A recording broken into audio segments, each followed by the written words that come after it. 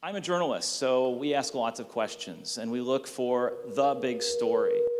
And the big story right now, to me, is the global freshwater crisis. It is a crisis, as we know, is so multifaceted. It intersects absolutely everything we care about.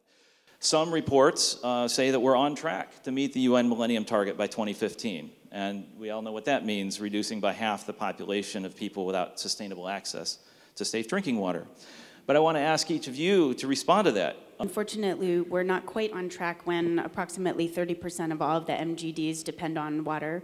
I think that that's, a huge issue that we're facing.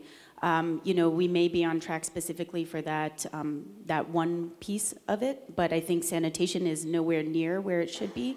And again, sanitation is often left out. And so I think, there's a lot of work that still needs to be done in order to achieve these MDGs, but the important thing that I always find that's important to remember is that it's something that's solvable. There are solutions, and we're working towards getting to that point.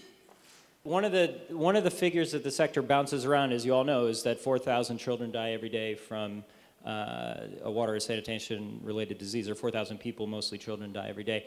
I often wonder how many of those children died because their mother walked past a broken hand pump. And when these floods happen, they tend to do the same thing again. So you can put a hand pump in. The next season comes by. The next flood season comes in.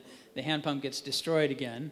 And so you start all over. So for us, the solution there was, well, talk to the community. How can we fix this so it doesn't keep happening again and again and again? And they say, well, if we just made the pump this much higher, we wouldn't have a problem.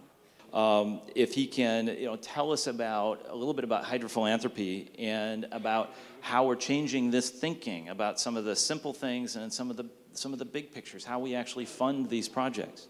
I've spent an enormous amount of time trying to get organizations I work with to kind of shift gears and think about things a little differently. And there's a lot of people who say, if I just go in this organization, I can turn it around and all that stuff. And I was one of those people. So I decided to shoot for a different target. I decided to shoot at philanthropists and see if they would rethink the way they're financing. And so the basic point of the paper, which started out, I think I gave it to, I don't know, Susan, I gave it to like 20 people or something, and it sort of took off. It basically made 2 points. Number one is it said that